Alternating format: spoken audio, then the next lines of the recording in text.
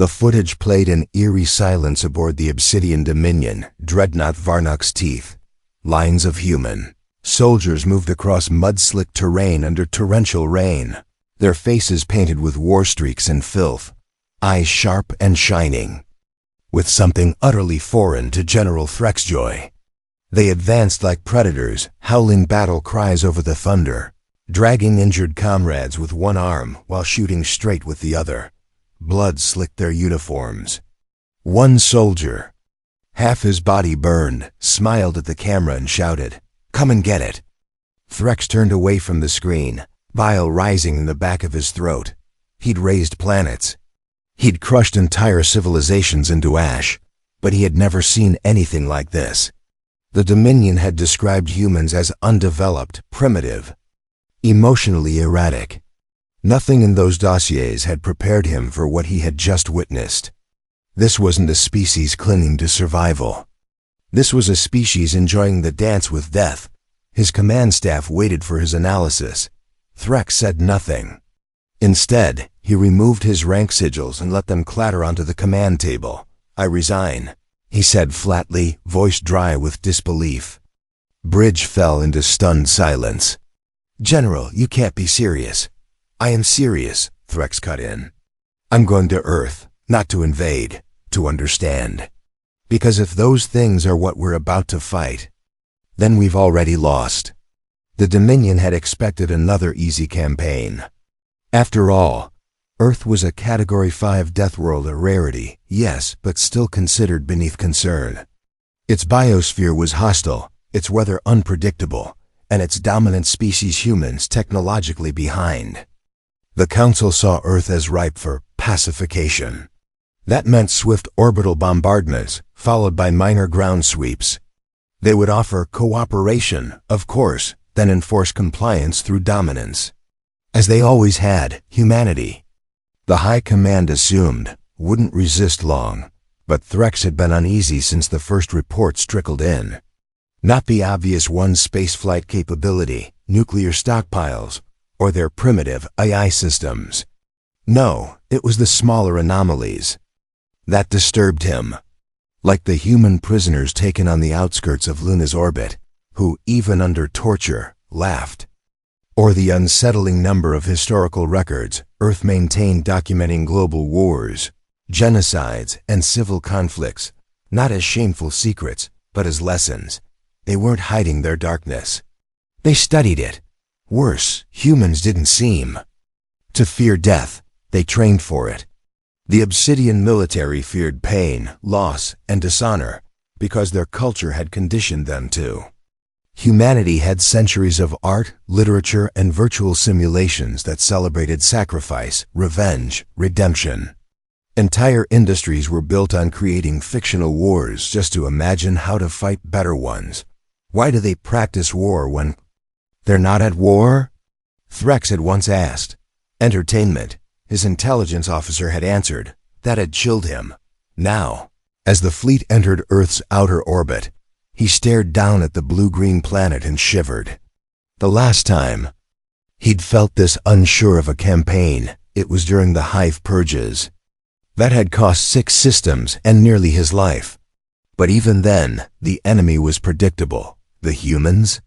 Their unpredictability was the weapon. The High Generals laughed off his warnings.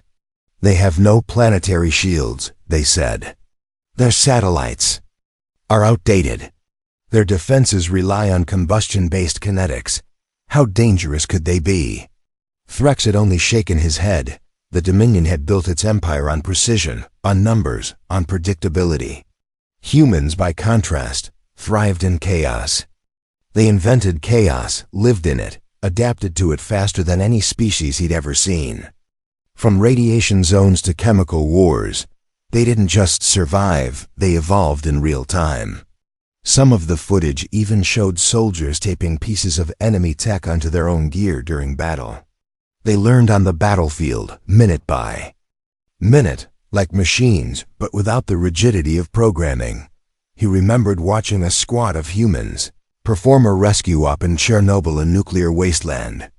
They'd moved through irradiated zones like they'd been born there, extracting survivors under fire, laughing as their Geiger counters screamed. One of them had a tattoo that said, "If I die, avenge me. If I live, buy me a beer." That was when Threx knew these weren't rational creatures. These were something else entirely. He boarded a civilian transport pod under disguise and left the dreadnought in silence, breaking 24 interstellar protocols. His final message to High Command was brief: do not provoke them. Do not threaten Earth. You will not survive what comes next. But it was too late. The fleet had already begun atmospheric insertion. Dominion dropships screamed through the clouds toward human population centers. Forward units sent encrypted reports of weak resistance. No planetary defense grid, minimal aerospace interference. They laughed. They thought it would be over an hour's dot until one report came in that chilled every commander to silence. Team Zacher eliminated. No visual on enemies. One survivor reporting humans appeared from nowhere. They moved through fire, ignored pain, communicated in strange signals. Survivor states they didn't act like soldiers. They acted like wolves. General Threx, now grounded on Earth and wearing civilian clothes, heard the message inside. "You saw soldiers," he said, staring toward the horizon where the first flashes of combat lit up the sky. "But you haven't seen what really waits for you here." The Obsidian Dominion's invasion began with quiet confidence and precise timing. The fleet descended into Earth's upper atmosphere with mathematical grace, their sleek black hulls slicing through the stratosphere like obsidian knives through silk. The strategy was simple: disable communications, neutralize military infrastructure, and establish orbital dominance. They'd done it to over 30 planets before. Earth, despite its reputation as a death world, was expected to fall in less than 2 rotations. At first, it went as expected. Satellite networks were scrambled. GPS systems crashed. Dominion soldiers deployed into major metropolitan zones under cloaked drop pods. Initial resistance was light. Earth's early warning systems were primitive by galactic standards, and power grids were overwhelmed within minutes. Cities fell into flickering darkness. The first few hours painted a picture of success, but something was off. Commander Vecton stood in a forward operations nest constructed above the ruins of an abandoned Earth hospital on the outskirts of a place called Chicago. He reviewed the data feed from 10 different squads. Everything should have been under control, but the reports were inconsistent. Squad 6 reported ambushed by non-uniformed resistance. Squad 9 requested reinforcements, claiming civilian vehicles were being used for counterattacks. Squad 12's commander, before the feed went dark, screamed something about being herded. The Obsidian Dominion did not get herded. At 0430 local Earth time, Commander Vake-Tan received the first truly disturbing transmission. It was a video clip helmet cam feed, shaky and stuttering, sent from the now missing scout team Echo. The footage showed a small human patrol emerging from the Fog 5. Soldiers, no visible heavy weapons. Dominion scouts had the high ground, superior optics, thermal vision. The ambush should have been clean, but the humans had seen them coming. One by one, without a single spoken command, they dropped into cover, flanking the scouts with coordinated fire. The camera spun as the scout wearing it fell from a treetop, gurgling on his own blood. The last thing visible before the footage cut out was a human kneeling beside the dying alien. He said one thing, his face calm, voice low: "Wrong planet." Vacton replayed it twice. "Wrong planet." It was not a warning. It was a promise. The Dominion began adjusting tactics. Urban squads were rerouted. Orbit-to-ground drones deployed to sweep residential zones. But again, resistance emerged from nowhere. Earth's terrain was too chaotic. Subways, tunnels, sewer systems. Humans vanished into them, only to reappear behind enemy lines with makeshift explosives and silent blades. What the Dominion expected to be a population of civilians begging for mercy quickly proved to be a species trained by hardship. Even unarmed humans fought back, charging Dominion soldiers with axes, setting fire to armored transports with Molotov cocktails. In one captured feed, an elderly woman rammed her sedan into a troop carrier, screamed, "Get off my lawn," and detonated a hidden charge. The alien command structure started to buckle, not from defeat, but from confusion. They couldn't predict the humans, couldn't map them, their data models failed. Psychological warfare protocols were useless. These creatures didn't just fight. They adapted emotionally and strategically in real time. At 0612, an elite Obsidian sniper team took position on a high rise to eliminate a group of human resistance leaders. They reported visual contact and a 98% success probability. 6 seconds later, they were all dead. Their final message: they're not running, they're waiting. Meanwhile, General Threx walked through a small fog-shrouded human town in Montana, miles from the major battle zones. Wearing simple clothing and a translator chip, he passed unnoticed among the locals. They were calm, focused. Children helped stack sandbags beside teenagers in camouflage jackets. Veterans with cybernetic limbs barked orders, coordinating supplies. They knew what was coming. An old man offered Threx a cup of something hot. "You're not from around here," he said casually, eyes knowing. "But you're smart enough to be here instead of up there." Threx accepted the drink silently. "You're watching, aren't you?" the old man said, staring up at the dim sky where explosions flickered like fireflies. "Most of your kind are, trying to make sense of us." Threx nodded slowly. "You're not what we were told." The old man laughed, low and tired. "We never are. You think this is our first apocalypse?" At 0700, a full Dominion carrier group hovering over Australia began to malfunction. Their encrypted systems failed. Guidance turned erratic. Somehow, human hackers had breached their secure quantum comms. The ships spiraled. One crashed into the sea. An emergency communique went out to every Dominion fleet in orbit. Human capabilities grossly underestimated. Request immediate reevaluation of threat tier. Possible sentient level, A2 anomaly. At high command, this meant only one thing. The humans might be far more dangerous than the Dominion's galactic classification systems allowed for.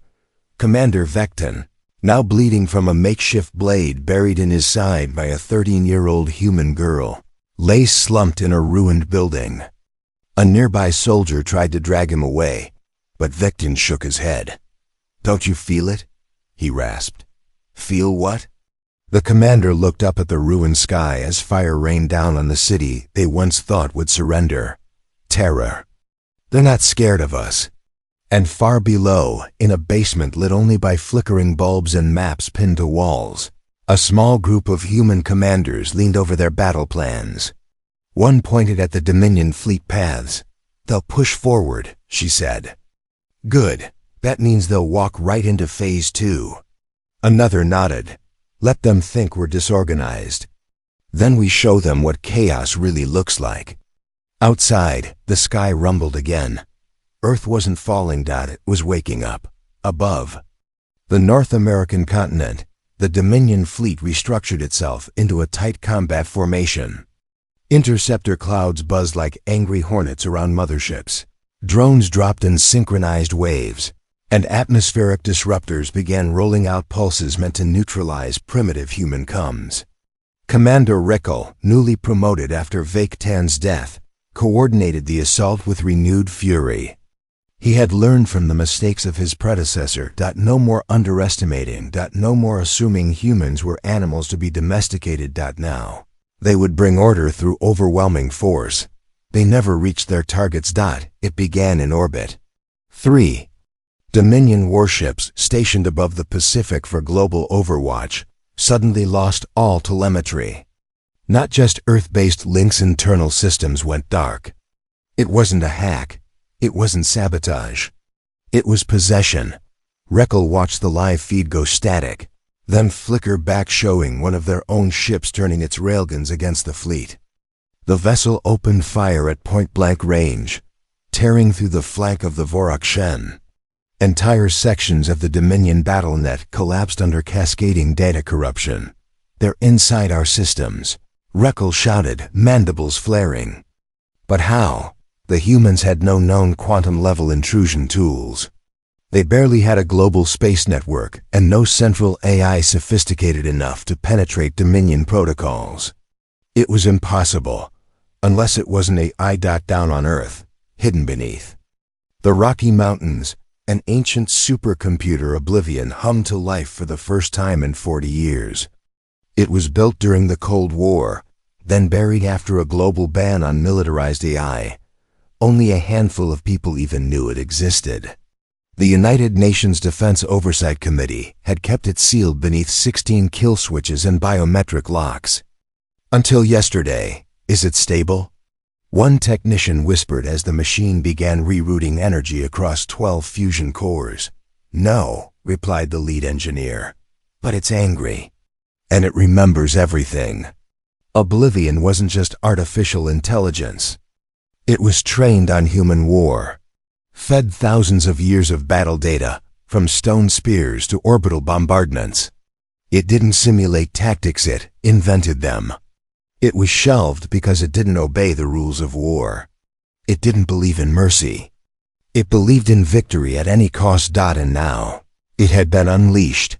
Dominion ships began vanishing from the battle net, blinking out one by one, not from destruction, but through stealth kills coordinated by Earth's newly awakened war mind. From space, it appeared like some sort of slow-motion collapse. No fire, no panic, just silence. And then absence. Inside the Dominion flagship Corax Lance, a specialist screamed as his interface flared red. "They're using predictive attack modeling. The humans are anticipating our next 12 moves before we even make them." "Impossible," Reckle growled. "Oblivion doesn't think like us." Threx's voice came through a captured Dominion channel. He had hijacked it using a local human console. "It doesn't think like you either. It thinks like us. And that should terrify you more than anything else." The commander stared at the transmission. "Traitor." "I changed sides," Threx said, unblinking, "because I studied you. And then I studied them. And when I realized what they were capable of, I realized we were fools to provoke them." Reckle cut the transmission, but he couldn't cut the fear. Meanwhile, on Earth, Dominion ground teams were experiencing something stranger and more horrifying. Cities that had been quiet for hours were suddenly active. Streets filled with heat signatures. Subways began carrying unknown signals. Dominion units reported being watched, tracked. Not by soldiers, by civilians. They came in waves. Not charging like soldiers, but circling, spreading, documenting. First responders, postal workers, miners, janitors, teenagers on bikes with GoPros mounted to their helmets. They weren't armed yet, but they moved with purpose. They scouted, relayed data, disappeared. When the second wave came, it was different. Human soldiers, yes, but not regular military. These were irregulars, urban warfare units, off-grid militias, former special forces, private contractors with old grudges, veterans who'd fought in deserts, ice, and jungles, and won. They didn't move like a structured army. They moved like ghosts. Independent, adaptive, creative. Dominion formations broke down under the assault, not because of firepower, but because they couldn't understand the behavior. The humans weren't following any known combat doctrine. They were writing one in real time. They aren't following orders. A field commander screeched. "No," said one terrified analyst. "They're collaborating. Without central command." One Dominion squad took refuge in a museum, barricading the doors with debris. They thought it a safe holdout. It was quiet, dark, a perfect defensive position. Then the lights flicked on, holograms of Earth's wars, activated battles across every continent, every century. Animations of World War II tanks, trench warfare, urban sieges. Dominion soldiers watched in horror as the walls filled with images of humans killing each other. Millions of them, efficiently, mercilessly. It wasn't propaganda. It was education. The museum had been retrofitted by resistance forces as a psychological weapon. A Dominion soldier dropped his rifle and whispered, "They do this to themselves?" Then the power cut. Doors opened. And the real humans walked in. Elsewhere, Dominion. Tactical AI began shutting down, not due to hacking, but incompatibility. Human battle unpredictability exceeded their processing range. Combat algorithms based on order and pattern had no answer for chaos. Weaponized, they had made a grave mistake. They thought humans were weak because of their emotions, their violence, their history. They didn't realize that those were the tools humanity had refined for thousands of years. That suffering wasn't a weakness. It was a crucible. And Earth had long ago learned how to forge monsters inside it. Above, the Dominion fleet fractured, its formations crumbling.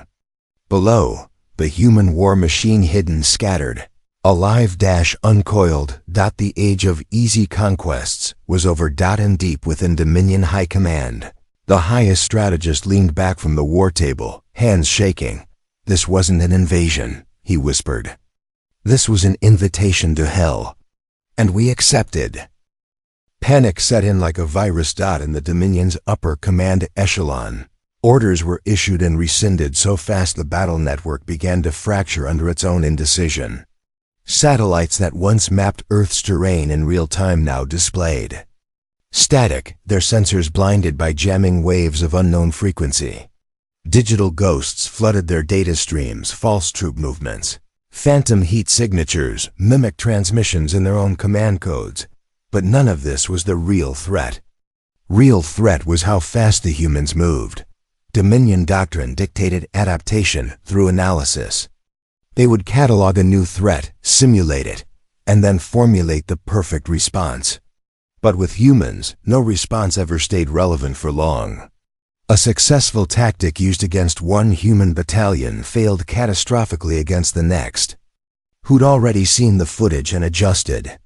Dominion algorithms could not compete with a species that crowdsourced real-time evolution through pain and pride. Reckle watched the crumbling battlefield from the observation deck of Corax. "Lance, what are they doing?" he hissed. His tactical officer replied, "Adapting. But not linearly, it's chaotic.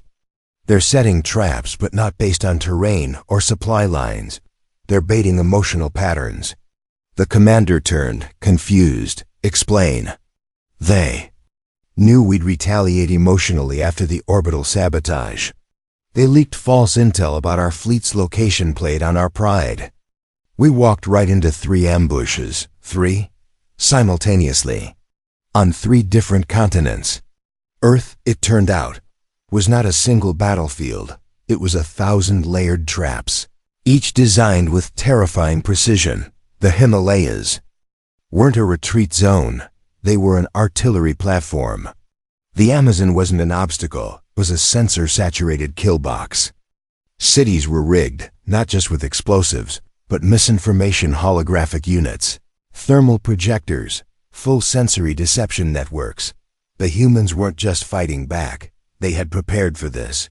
1 Dominion battalion advanced into what appeared to be a refugee convoy outside Berlin. Children, elderly, and injured were huddled in groups, surrounded by crumbling vehicles. Drones confirmed the visuals. Heat readings were consistent with civilians. No threat indicators. The squad moved in to secure the area. The entire convoy detonated in a chain reaction of plasma bursts and improvised fusion cells, vaporizing 40 Dominion soldiers in under 2 seconds. The civilians had been mannequins dressed in thermal suits. The cars were bomb chassis. The children's screams were looped recordings. Not a single human life had been at risk. And across Earth, it happened again and again. In Asia, Dominion aircraft were lured into canyons with radio pings mimicking distress. Signals only to be brought down by ancient railgun systems powered by repurposed mining equipment. In Africa, Dominion tanks were disabled by humans using terrain-manipulated heat mirages and mirrors to misdirect targeting systems. In Australia, their supply lines were disrupted not by soldiers, but by fire-trained birds carrying incendiary twigs, dropped into refueling zones. Even Earth's animals had been dragged into the war on every channel. The message was clear: this is our home.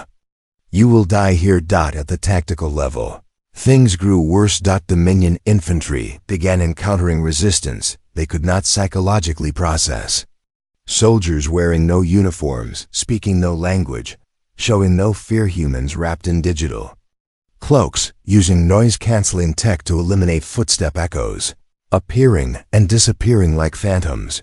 One unit reported being attacked by a group of humans who moved completely silently, communicating only through hand signals, striking only the most vulnerable parts of the formation: spines, throats, joints. They left no survivors. Their armor bore a single insignia, a black handprint. High Command tried to find records on the unit. None existed in the official databases. Then a whisper surfaced. Project REVENANT, an old Cold War program that recruited the terminally ill, the forgotten, the legally dead. People who no longer existed on paper. In exchange for one final mission, they were given life extension implants, advanced combat training, and absolute autonomy. Revenants didn't follow rules. They made their own, and Earth had just reactivated. All of them. Across the planet, war entered a phase the Dominion couldn't comprehend. This was no longer about control. No longer about strategy or technology. It was about will. The humans possessed it in terrifying abundance. They fought in blizzards, through chemical storms, underwater, underground, in temperatures no sane life form would tolerate. Dominion soldiers began refusing to leave their dropships. Pilots collapsed from sleep deprivation, terrified that any power down might allow a human to board and slit their throats. There was no safe zone, no rear lines, no surrender, and still, the humans kept pushing, not with numbers, but with resolve. With traps laid in childhood, with weapons built in garages, with ideologies forged through centuries of near-extinction events, Reckle stood. The war table, the blinking red of failure lighting his face. "We still have orbital superiority," he said. "For now," someone muttered. He looked up. Meaning? The tactical feed shifted. Multiple Dominion ships had begun to report critical malfunctions in orbit. Power surges, hull breaches. Unexpected. Software reboots. Then one of the officers said, in a quiet, broken voice, "Sir, they've launched something." "What? We don't know." "It's not on any known flight path. No exhaust. No ID signature. Just there, moving through debris like it knows the patterns." Reckle turned back to the feed. There, cutting through the shattered remains of a skirmish ring, was a black shape. No heat signature. No visible propulsion. Just a single mark on its hull. White paint over matte armor. A skull and two crossed rifles. And then it vanished. Back on Earth, Threx stood on a mountaintop, watching the auroras ripple unnaturally in the sky. A young human. Soldier stood beside him, adjusting his rifle. "Weird night," the boy said, grinning. Threx nodded. "We're winning." The human shook his head. "No, not yet." Threx frowned. "Why do you say that?" The human looked up. "Because we haven't shown them everything yet." Silence hung over the Dominion fleet, not the tactical kind, where engines hum and orders fly in muted tones, but a dead, disbelieving silence. A silence so loud it pressed on chests and made hands shake over consoles. It followed the moment the black ship appeared and then disappeared without explanation.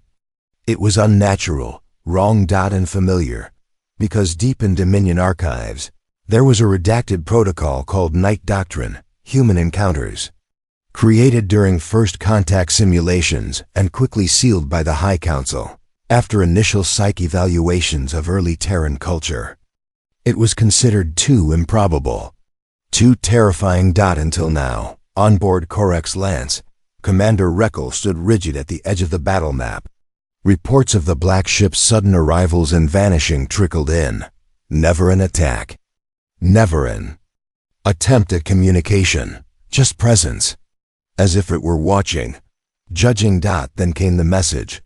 Not a Dominion signal. A human one broadcast across every known channel. Even those considered unbreakable quantum frequencies. It was only 5 words. Spoken in English, you poked the wrong hive. And that was when everything changed. Human forces, already impossible to predict, shifted again, moving with new speed and precision. But this time, something else was with them. Something inhuman. In Central Africa, Dominion tanks rolled through the remnants of a crushed village.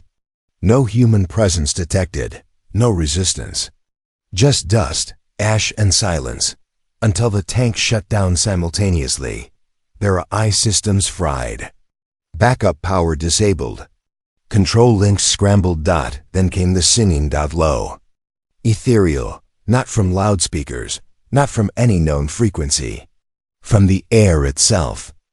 And out of the shadows came forms, not in uniforms, not with flags, just long coats. Old armor, jury-rigged gear from dozens of military eras. Gas masks, black visors. Steel boots. The deadmen had arrived. They didn't run. They didn't shout. They walked silent and absolute through fire and smoke into the crippled convoy. They carried human and alien weapons alike, modified into terrifying hybrids. Plasma mixed with gunpowder, sonic blades. Killing rounds. The Dominion soldiers broke ranks before the deadmen even raised their guns. The same scene played out in city after city. Who were they? No one knew for sure, rumors only. That they were former POs, broken by alien torture, reforged by human scientists using methods best left unspoken. That they were volunteers pulled from prisons and morgues, revived. With bleeding-edge tech and a single mandate: no surrender. No survivors. What was certain was this: Dominion units who faced them never reported back. The only record of their existence was the blackened fields and the way animals wouldn't go near the places they passed. Threx, now fully embedded with a resistance cell in Alaska, watched the news spread like a virus. The deadmen weren't part of Earth's military, not officially. They operated outside every treaty, above every law. Because when Earth faced extinction, the planet didn't just fight with armies. It fought with monsters. And those monsters answered only to the survival of the species. From the Arctic ice to the jungles of the Amazon, the war turned. Dominion commanders found their own men refusing deployment. Mental breakdowns rose exponentially. One scout drone recorded an officer who tried to eject into orbit, but stabbed himself with his own claws mid-flight, screaming, "I can't go back. I can't face them." In orbit, the Dominion fleet fared no better. The black ship reappeared again, this time at point-blank range of the ether's edge, a Dreadnought-class destroyer. But it didn't fire. It broadcast. Earth history. Footage. Horror. War after war. Stalingrad. FALLUJH. Trench. Warfare. The firebombing of Dresden. The nuclear shadows of Hiroshima. But not just human-on-human violence. Training videos. Martial arts. VR simulations of alien invasions years before contact. Science fiction war games that eerily mirrored Dominion. Tactics. Thousands of them. They prepared for you before they even knew you were real. The message ended with a single still image. Earth, seen from space, with the text, "Welcome to Hell." Panic spiraled through the Dominion fleet. Entire ship captains refused to engage. Some scuttled their own vessels to avoid capture. Suicide rates climbed beyond any previous campaign. And then came the final blow. Earth launched the Gate, a portable wormhole generator, stolen tech reverse-engineered decades ago. Not meant for space travel, but for teleporting armies. Dominion scientists hadn't believed humans capable of powering it. They were wrong. All across Earth, gates opened behind Dominion lines. Not portals to Earth cities, portals to Earths. Deadliest assets. Naval fleets emerged in deserts. Heavy tanks deployed on mountaintops. Sniper squads appeared inside enemy fortresses. One by one, Dominion strongholds collapsed, not from frontal assaults, but from Earth's silent promise. You are never safe. Ruckel, alone now on the bridge, stared at the flickering remains of his command. The enemy wasn't just Earth. It was everything Earth had survived, concentrated, weaponized, aimed back at them. From the moment they attacked, they were already too late. And that's when the realization struck like thunder. This wasn't just a war. This was a trap. And humanity had been waiting for centuries. At the far edge of the galaxy, a Dominion general attempted to send reinforcements, but the transmission bounced back with a terrifying new banner stamped across the signal. War. Status: unwinnable. Species: humanity. Recommendation: do not engage. He looked up at his officers. They triggered it, he whispered. Triggered what? One asked. The end began with silence. Not the silence of retreat, nor of surrender, but the kind that arrives before a storm, when the world itself seems to hold its breath. In orbit above Earth, the Dominion fleet hovered in jagged disarray, broken formations drifting like dying stars. Systems flickered, discipline collapsed, and no one gave orders anymore. They were waiting. Not for backup, not for command, but for judgment. It came at 0400 Earth time.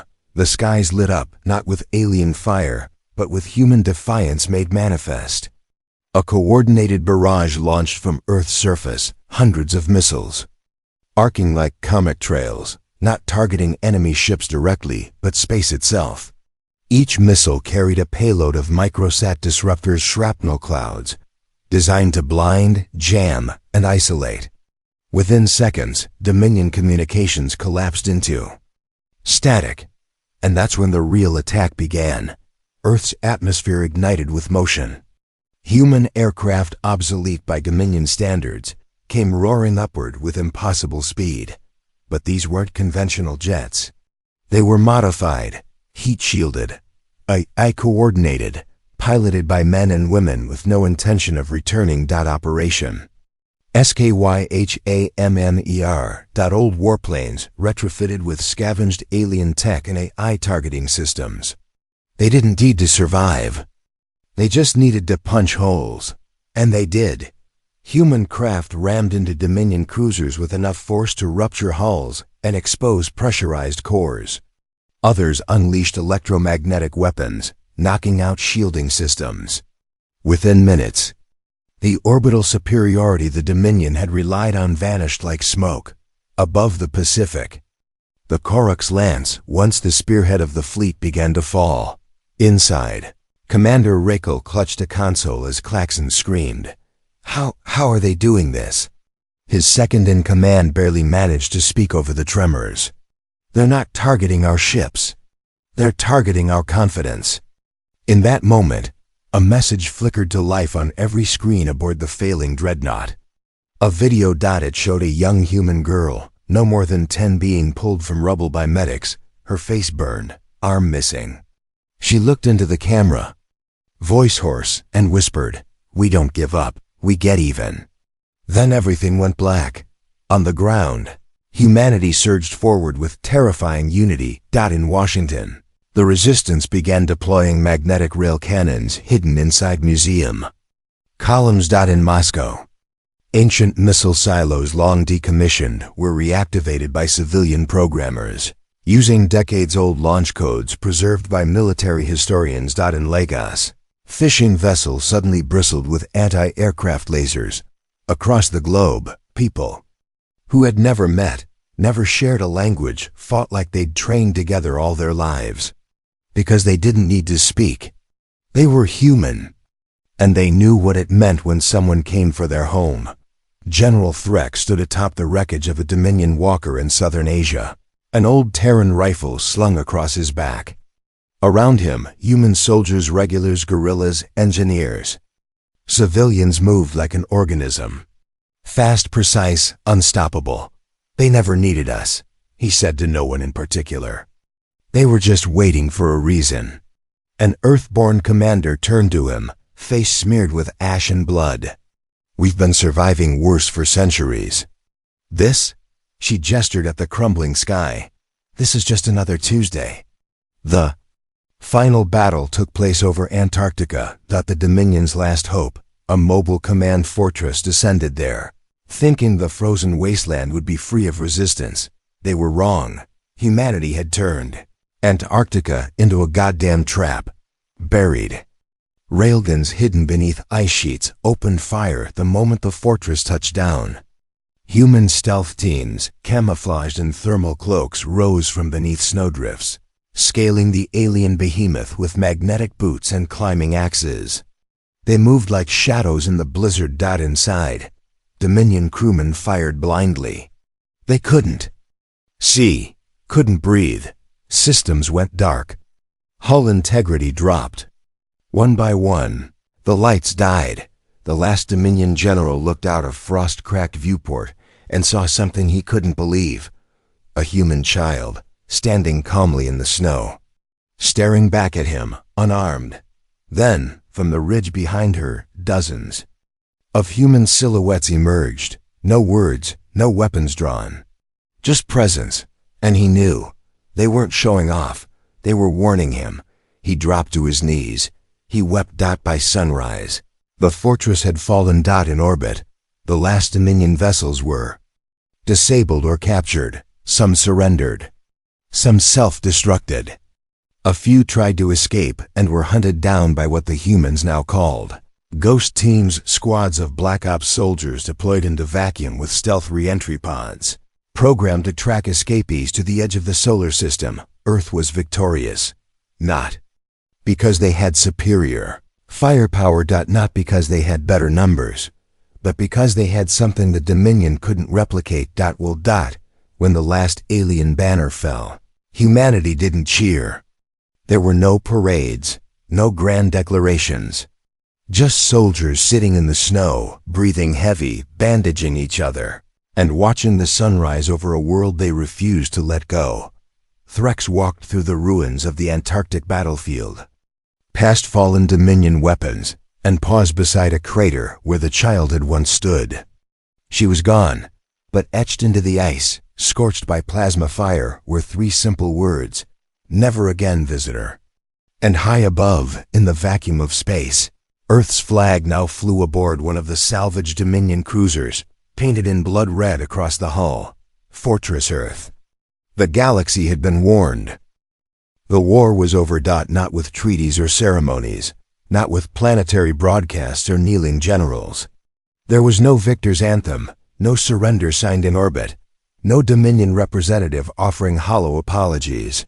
There was only the smoking silence of defeat and the terrible, enduring presence of Earth still standing, still burning, still ready. Across the solar system, wreckage drifted like grave markers. Dominion dreadnoughts cracked in half by orbital strikes floated among the stars, their hulls still glowing from entry burns. Pods carrying deserters, launched during the final hours, were intercepted one by one. Some were brought back.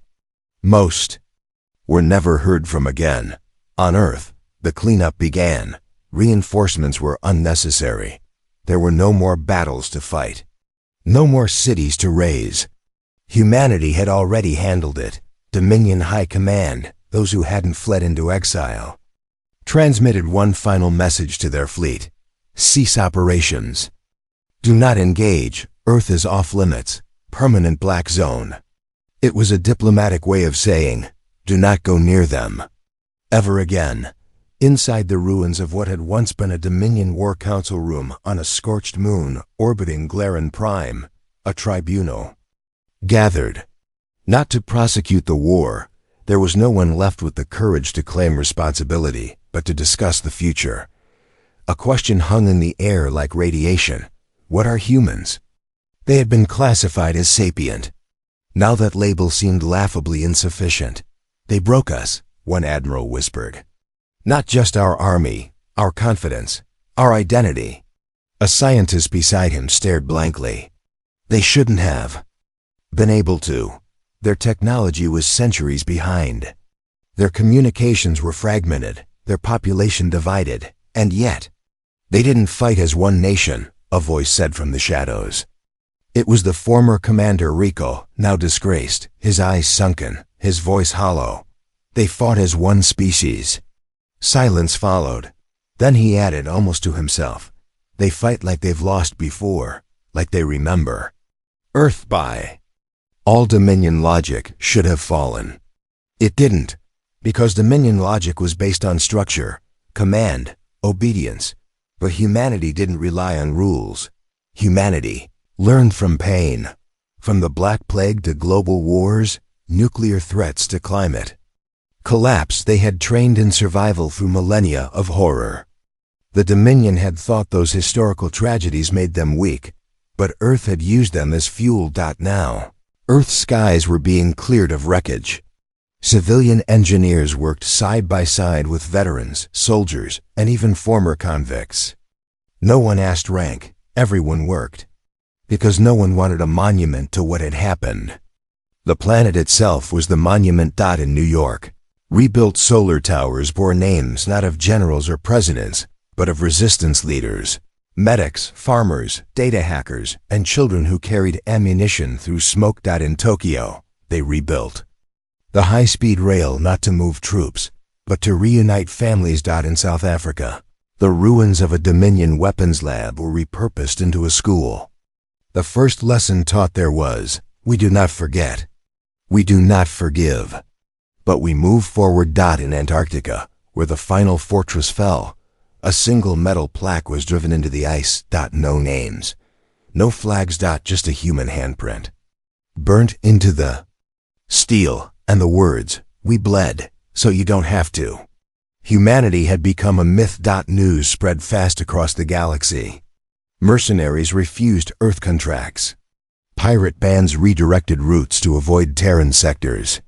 Species once eager to colonize Earth-like planets now reconsidered their ambitions.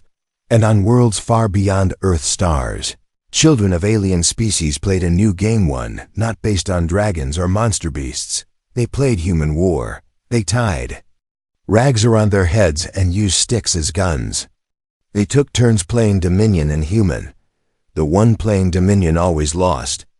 One young Zaltari asked her father, why don't we fight like humans? The father paused before answering, looking up at the stars. Because, he said gently, we were never desperate enough to become them. Back on Earth, General Threx sat on a quiet mountain ledge in Montana, looking out over the reborn forest. His alien uniform had long since been burned. He wore Earth-made boots now, and a flannel jacket. A human boy came up beside him and offered a mug of coffee. You staying? Threx nodded. If you'll have me. The boy grinned. We don't leave our own behind. Threx stared at the horizon. I was once your enemy. You're not now. The wind rustled the trees. Tell me, Threx asked, why did you fight so hard? Even when it seemed hopeless? The boy took a breath. Because we weren't just defending Earth. Threx raised a brow. Then what? We were defending the idea of Earth. The place where we suffered, yes, but also where we loved. Where we lost, where we got back up. Where? We kept trying. He looked at the alien with an old man's wisdom behind young eyes. People like you came to destroy what we built. But you didn't know what we are. You still don't. Threx's voice was quiet. What are you? The boy looked up at the stars. Those same stars the Dominion had once ruled. We're the species that keeps going. And that was it. The war was over, but Earth wasn't done.